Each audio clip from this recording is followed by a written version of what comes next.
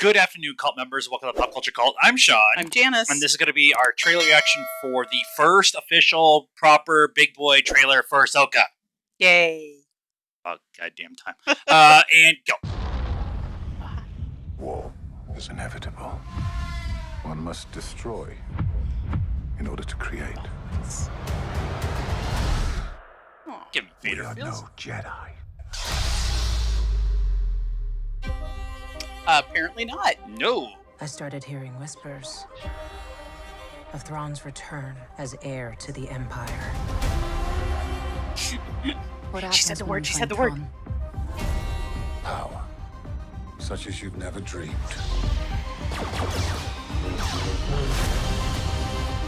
I've spent most of my life fighting a war. That's why I'm trying to convince you to help me prevent another one. You and She I won't both listen. know who could help you with this. She's still just as stubborn as ever. I bet your master found you difficult at times. Anakin never got to finish my training. I walked away from him, just like I walked away from Sabine. You never made things easy for me, Whee! Master.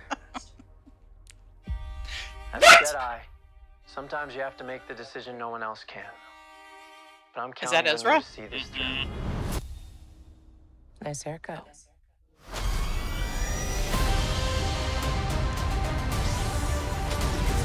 Sometimes we have to do what's right, regardless of our personal feelings.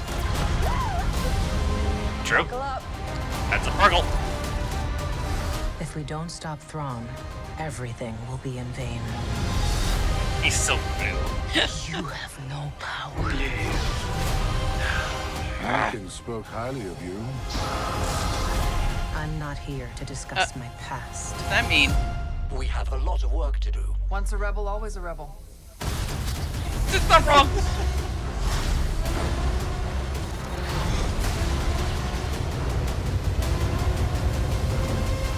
I think that's the 8th brother who It's not. No. who she flings off the edge at Malachor when they're fighting. When Vader shows up and the Rebels, they fling the 8th brother over the edge, and he goes flying. And it's in Star. I only bring it up because of Star Wars. You fall over a bit high place, you're not dead. Especially with the helicopter blades. Was there a body? Right. He could just helicopter himself away, right? Actually, I'm not kidding. That's how they did Rebels. Yes, it's a joke, but that's how they did it in Rebels, because cartoons, you can do that. Right. Physics. Space. Space. There's no sound in space either, but the TIE fighters sound amazing. Okay. Before we go off the deep end, your overall general idea, like, what do you think? How do you feel about this, other than watching my excitement of bouncing off the walls? Well, okay, so I'm that weird in the middle person, right? I don't not know anything about, Ahsoka and the Rebels and all of that. But I haven't watched any of that either. Right. So everything I get is either from my children or from him, because they're all talking and I'm just sitting there going, cool. So it looks very cool, and I'm excited to, the cartoon thing just isn't me. Right. I find it hard to kind of pay attention. Yeah. So I'm excited to learn about the story in live action, which I do feel like I can absorb. I absorb it. It's yeah. I'm going to tell you. I'm going to tell them. This will probably get weird at some point in time. Like weird. I know, because you tell me this episode was weird. It was weird. Okay. I did not read Heir to the Empire when it first came out in the 90s. I wasn't a book person at that point in time. I wouldn't consider myself a book person now, but I've listened to a bunch of books and stuff like that. Heir to the Empire was one of the recent ones, And so the idea of Thrawn coming back from what happens in Rebels and is the quote-unquote heir of the Empire is something I think is more of a just using the words, because we, as the audience, know that there's Imperial remnants because of what happened in Mandalorian Season 3. Right. And we also know that there is other factors going on in this galaxy at this point in time that aren't necessarily the First Order, but they are the groundwork of the First Order. Yeah, I mean, I kind of get the impression that, I mean, maybe he thinks he's the heir to the Empire. Yes. Maybe the people around him think he is. But there are a lot of other players out there. There's one of my favorite book series from the Star Wars new canon is the Aftermath series, and a lot of that is dealing with those Imperials who did not get captured or whatever. The remnants are all over the place, and all of them part of the series is them all fighting with each other to take control. And Ray Sloan is the one who ultimately takes control, and I would love to see her character show up. She goes off to the unknown reaches, which I think we all can agree it's Exegol and following the Emperor and all that kind of stuff. Right. Helps build the new fleet. Jakku. There's a whole, like I said, deep in. But the idea is, I brought myself back. It's okay. But the idea that Thrawn is the actual heir to the Empire, like you said, I think is his point of view, that he's trying to rebuild, which is what heir to the Empire is about. Now you have Baylan and Shin, who also seem like they're working on their own version of whatever power is. Mm-hmm. I just watched Alex from Star Wars Explained, and his idea is that because of what Baylan says, I knew Anakin. So he's been around since the Clone Wars. So he's been around for a long. So was he an exiled Jedi? Did he somehow survive Order 66? I'm totally cool with whatever story they want to do. It kind of feels like that, just because, I mean, he said we're no Jedi, or something like that. But and they have orange sabers and not red sabers, and that's a big deal. But what Alex was saying is that he feels like maybe because he went through the Clone Wars and saw everything that happened, and then watched what happened in the Civil War, that he doesn't think any one entity should have power over any other entity. So if Thrawn is trying to come back and be the heir to the Empire, Baylan and Shin are trying to stop that, also trying to stop what is going to be the New Republic. We have the New Republic, but it's not quite. It's not there yet. So so it's going to be multiple like angles or whatever's going on. Oh, by the way, the show is about Ahsoka Tano. Is it? Is that who that is? Right.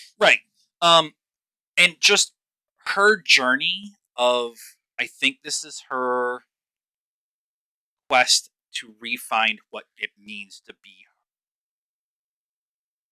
not necessarily a Jedi, but what it means to have this ability and doing something about it in the galaxy. Yeah. It's talked about in the Ahsoka book that she just feels like she has to hide. Yeah. And she can't ultimately hide forever when her friends are being trampled on by the Empire. Right. And that was something that was also talked about in the Kenobi series, and something that was also talked about in the Mandalorian series. Yeah. So they've all got a little bit of PTSD. Yeah. So they all need to take a minute, but now you need to get back into the fight. Now you get back in the fight, or find what it means, the definition of who you thought you were, or what you was told that you were supposed to be, and then you left what that is, and now that entity is no longer there. What does that mean for you? Right. And what is the new definition that you're trying to find? That's everybody, right? That's the people that were in the Empire. Yeah, it was like the refugees or whatever. Yeah. That's them. That's the the people on the outer planets trying to like just survive. Just survive, and, yeah. I was gonna say scrap for what they can. But yeah. It's all that. So I'm really interested in what that journey for her. Hu Yang being there is really interesting. He's the robot, the really slick looking robot who's voiced by David Tennant. So I'm all over that. I could go in a deep dive about why he's so important. I think he's gonna go hang out with Luke. But a couple of little things. Hera saying, "I fought in a war. I've seen what's happened. We need to stop this now. You need to help me. And this is the time in the New Republic where Mon Mothma is trying to demilitarize everything. So Hera's going to have to build some Phoenix Squadron 2.0 to make her own stand in the galaxy, which is all the flying around. And they fly through a Purgle, okay, whatever. Not through, but up and around or whatever. That would be bad. And then Sabine calling Ahsoka master. Yeah. Some people have been like, why does she have a lightsaber? Is she force sensitive? That would be really weird if she's force sensitive. She did wield the dark saber, and she did train from Kanan in Rebels. Right. Which is a huge story arc. And she's a Mandalorian. So she's a good fighter. She knows how to use a saber. So Ahsoka makes sense that she was teaching her how to use specifically Ezra's saber. And so there's the scene where her and Shin are fighting, and she's got her hand out, and Shin says, "You have no power." I think that's more of you have no force power. But that doesn't mean she's not incapable of fighting and doing a good job. Right. And stuff like that. Right. And so, yeah. Right. Yeah. And so there's a ton of other stuff that's in this trailer, but those are kind of the main points. I think that the main highlights of what they're showing. And as I said earlier today on my Star Wars spoiler group, I agree. I don't want to see anything else until the 2-episode start in August. I don't want to see another trailer. I don't want to see another TV spot. Well, and I don't think we need to. It's mid-July. Right. We'll get a bunch of TV spots and whatever. But I am done. I was going to watch the show when they announced it, period. Right. I don't need to see anything else. Right, yeah. No, they're pretty good. Disney's pretty good. They don't typically over trailer us. Yeah. But I'm done. This is good. I am satisfied for now. I have Secret Invasion to finish, and then I can and then we can go on. So let us know what you thought of this trailer and our thoughts about it in the comments down below. Please be nice. That's required around here. Like this video, subscribe to the channel, hit the bell for notifications. Follow us on all the social media stuff, Facebook, Instagram, Twitter, and TikTok. Links in the description down below. And until next time, cult members, good afternoon, good evening,